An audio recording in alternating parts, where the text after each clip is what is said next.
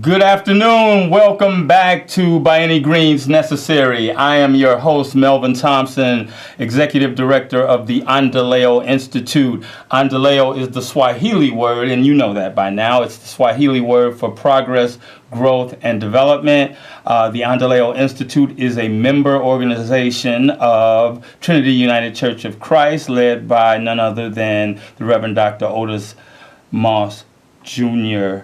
No, I'm sorry, Otis Moss III. I'm sorry, that's his dad. He'd kill me for that. And we're at 400 West 95th Street on the far south side of Chicago. We are a show basically about health education that centers around our Trinity's Farmers Market. We had another splendid outing this past Saturday. A little overcast, but nonetheless, I think we got our normal quota of about 150 to 175 people, which was wonderful.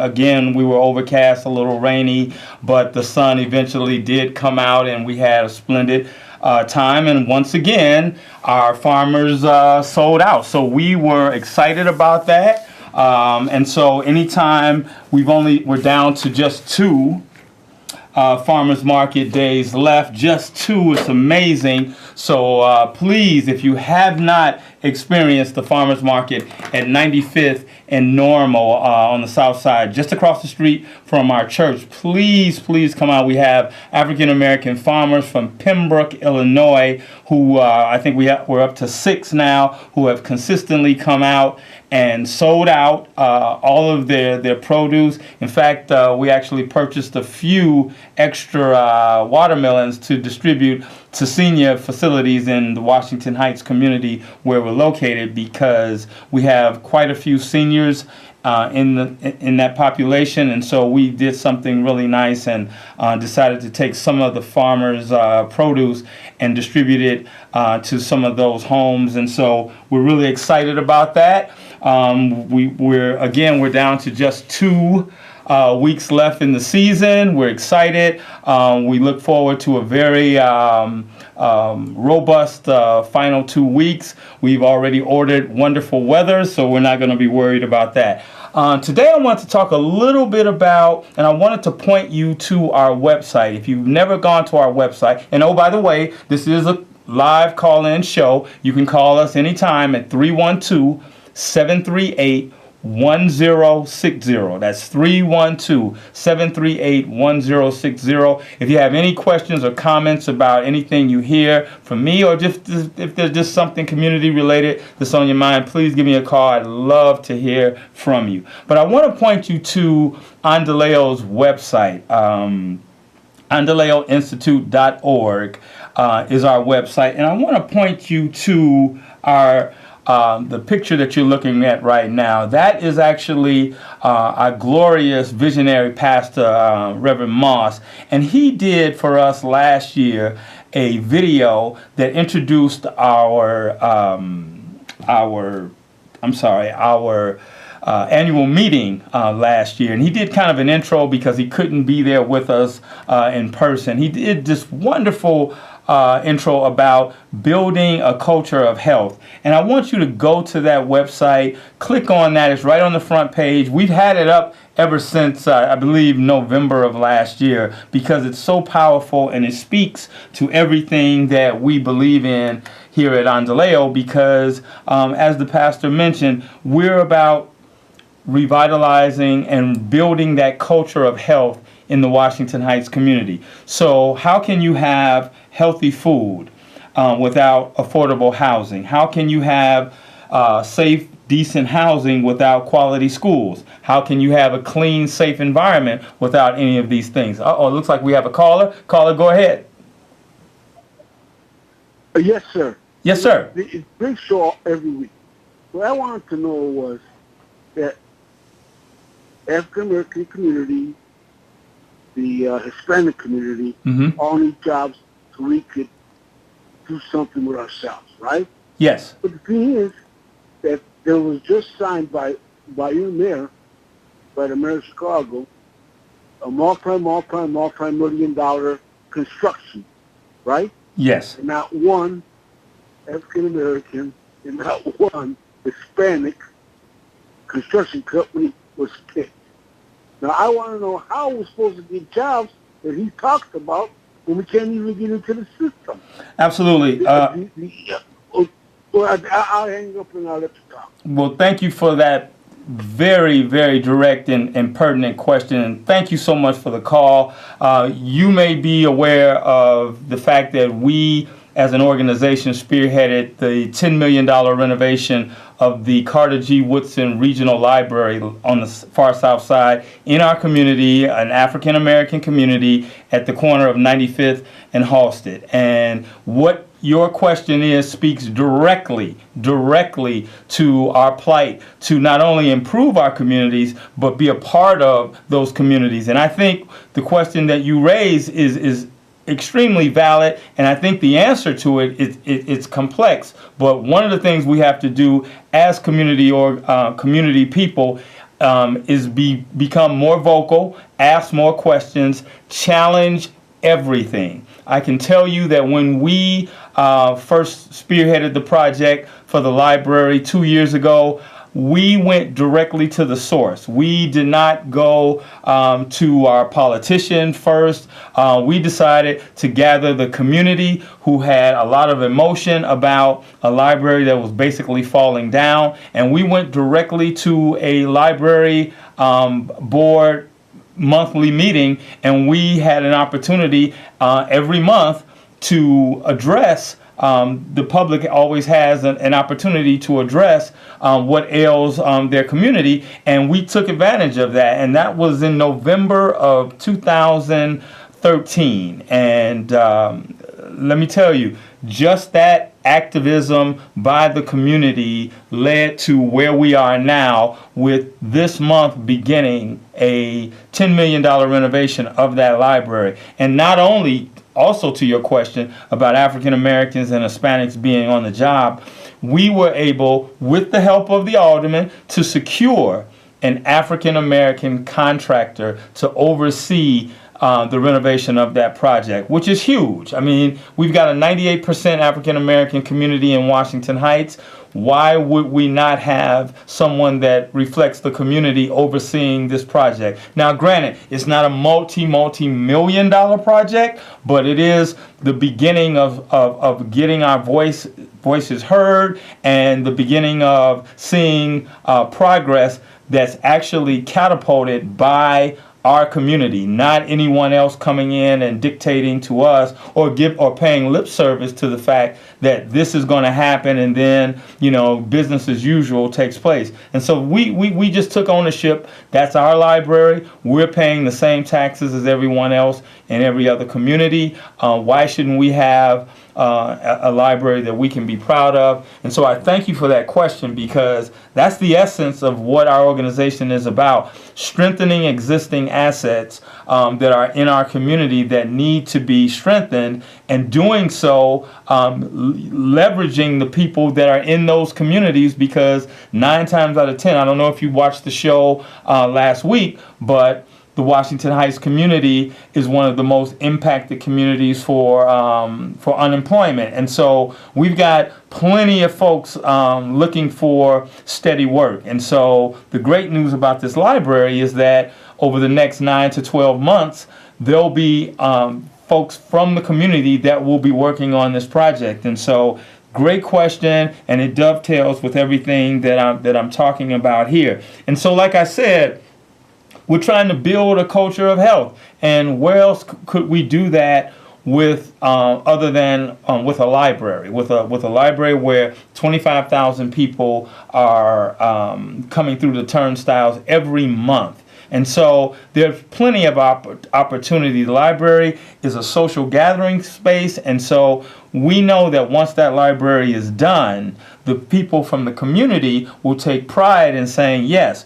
I remember when we walked down to when we went down to the library board downtown. We spoke up for ourselves. We had a series of community meetings, and as a result, we've got a shiny new edifice on the corner of 95th and Halsted, and that's what it's all about. And hopefully, just that development will lead to some of the things that I talked about in terms of, healthy corridors, revitalizing our commercial stores. We've got a lot of vacant property along the 95th Street corridor from 95th and Halsted back to the Red Line. Maybe this can be the catapult. We've got now.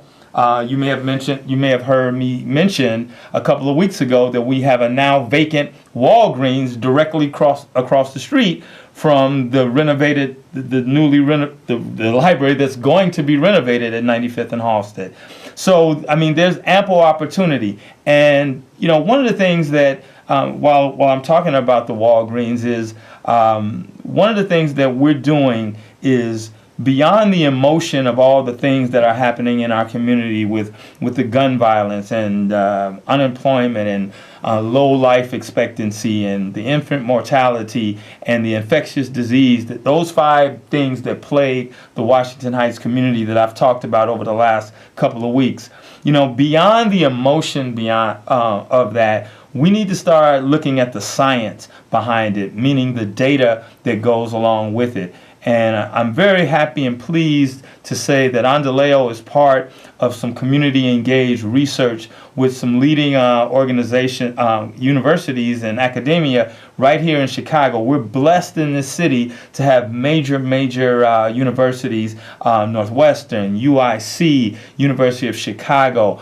We have some great institutions, and we are actually on the steering committee of one of those institutions out of Northwestern, and we're working with them right now to aid us with the kind of data and analysis and research that backs up all the issues that we're facing, because it's one thing to say these things, but to have the data that goes with it is quite another. And I think with the data, I'll give you a perfect example. The Walgreens store closing, when we sat down last week with the steering committee, we talked about the Walgreens at 95th, and out of that, some recommendations were given to me to researchers who've actually covered a new term that I wasn't familiar with, pharmacy deserts. Now, we know we're living in a food desert, and that's why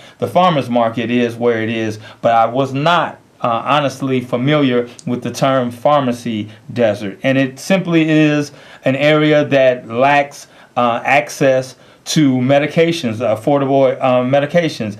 And the Walgreens that closed at 95th and Halsted actually is the second in the Washington Heights community. There was one at the corner of 107th and Halsted, and now at 95th and Halsted. So the 2 Walgreens that serve the community in Washington Heights, and we're talking about 25,000 people, are now gone. And so we're forced in a very senior population to go outside of our community to the next Walgreens or the next independent pharmacy retailer, which is a crisis. And I'm looking forward to our September 28th show, because I'm going to have the researcher from UIC sit down and talk to us at length about pharmacy deserts and what can be done about that in terms of rectifying that situation. And so, that's the science that I'm talking about that comes behind some of the emotion that we see as residents. And sometimes we don't see the scientific and the data aspect. We just see what we see on the surface, and we don't know that there's a lot more helpful information behind it that would help our cases. And on the opposite side, with the data and research, typically that information has been coming out for years and put somewhere on a shelf and not communicated with communities that need it most. And so that's why I'm really excited about being on steering committees like this and going to Washington, D.C. and talking to folks with like interests, because this community and research partnership is absolutely wonderful, and it's needed because it's information that we need to make our case when we're going to city officials, or when we want to see policies change where a store that's doing business in Illinois, like a Walgreens, can come in and do business for X amount of years, and then, for whatever reason, just pull out and only give the community 2 weeks notice. There needs to be some kind of accountability for that. And if you agree with that, please give me a call at 312-738-1060. I'd love to hear your comments. I mean, shouldn't there be, some kind of pound of flesh for an organization, a company, a profit-minded company that comes in, does all of this business, has the community, at its disposal, and then one day just up and just leaves? That just doesn't make sense to me, and particularly when now we're left with no pharmacy for seniors. We've got six, I believe, senior facilities, excuse me, in the Washington Heights community.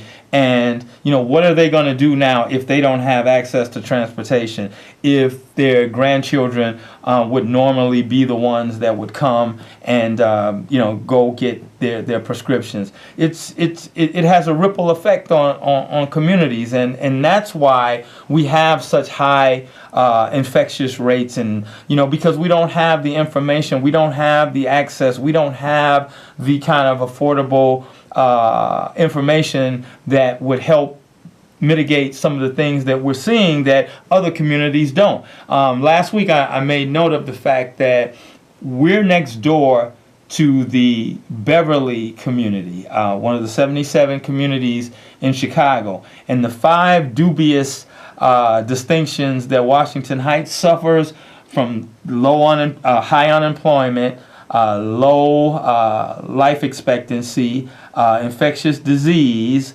infant mortality. Those 4 or 5 things that I mentioned aren't found in the Beverly community, yet we're right next door to them. We're right next door to those communities, and they're not found on that list. So what's going on in a community a stone's throw away from us that's happening in our community? Well, I can tell you one thing: Walgreens isn't closing in their community, and they have 2 as well. Their library is brand new. They have a brand new branch library, so they have a vibrant corridor that's being revitalized as we speak. So there's some telltale signs that suggest to me why there's gun violence in one community, and then you cross over Ashland and you virtually have none. There are reasons for that, and we want to get to the bottom of it, and hopefully with this research and data we can make our case a lot stronger as an organization, as a community, and a better part of Chicago. Because if there's one part of Chicago that is hurting, then all parts of Chicago are hurting. You've probably heard that more than once, but it's the truth. There shouldn't be one place in Chicago where people might be afraid to go, where there isn't a sit-down restaurant, where there isn't a coffee shop, where there isn't a vibrant corridor with retail happening and the dollar circulating in the same, in that same community. These are all the things that create to that culture of health that we talk about all the time. I'll tell you 2 instances this past week that happened that speak to the overlapping issues from the farmers market and how all of this interconnects. We have young people that we've hired through the USDA grant to support the farmers market, and we had them passing out flyers the last couple of weeks, and we'll have them passing out this week as well. And one of the young men that passed out the flyers the week prior came to me and said, "Mr. Thompson, we went by some of the houses where we distributed the flyers, and the flyers are still in the door." And I said, "Really?"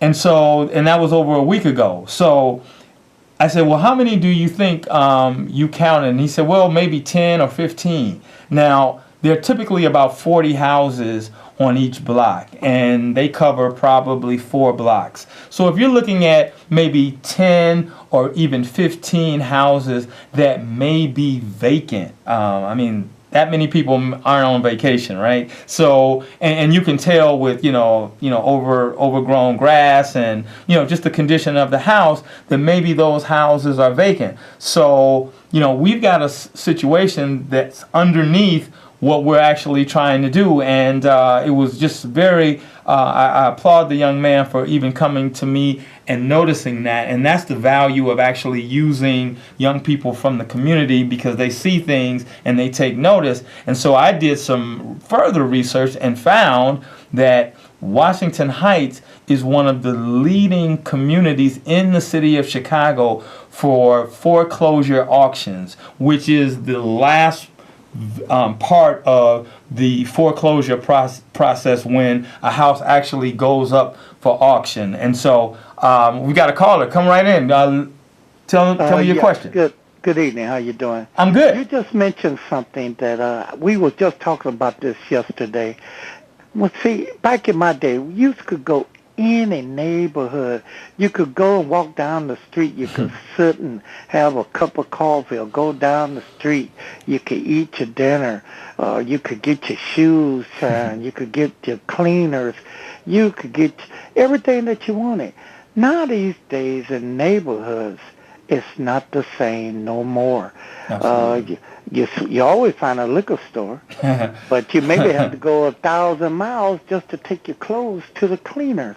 And that is so sad. I think that's one of the downpours of our community. If we maybe could generalize this back into our neighborhoods, it might help some.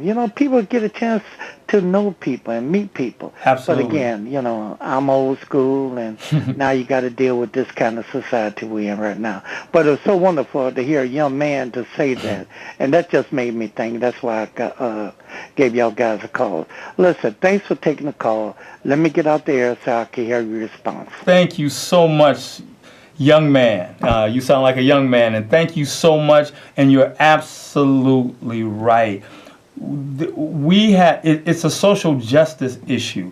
That why should we have to forfeit our safety? Why should we have to get in our cars just to do routine chores? And why should we be afraid? Why are all of these things happening? You're absolutely right. And that's what Endeleo is addressing. All the things that we take for granted in other communities, we come home to our own communities, and it's almost like, you said it best. I mean, it's almost like now we take it for granted that we have to get in our car and drive several miles to find a grocery store. We've done it for so long that we've become numb to it. And so, you really have to step back and just kind of say, hey, wait a minute. This doesn't make sense that we're doing this. And that's why we picked the library, because it's a regional library. It's a huge feeder library to all the local branches around the surrounding communities.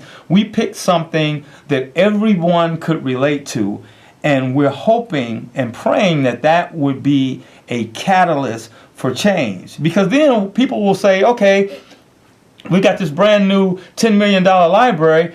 We need a coffee shop across the street. And we need a great dry cleaner. We need a great market.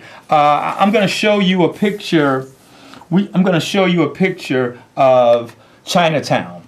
And I took this picture earlier in the week. And if you look closely, in the background is a $17 million brand new library that they kind of shoehorned in the neighborhood. And right next door to it on the right is a China market. They've got a retail market. Across the street there is a bank, and in the backdrop there is the train station and a housing development. So all of those things taken together are the kind of things that we should have in our community. And Chinatown's no different, no better than we are. And so I just say to you, continue to follow us, go to our website, support us. We've got an empowerment tour, a college fair coming up at Chicago State on October the 7th. That's a Friday. Please tell all young people, high schoolers, to come out. And we've got our annual meeting November 10th at the Beverly Center. So please come out, support us, and we will see you right back here next week. In the meantime, by any greens necessary, we're signing off, and come to the farmers market.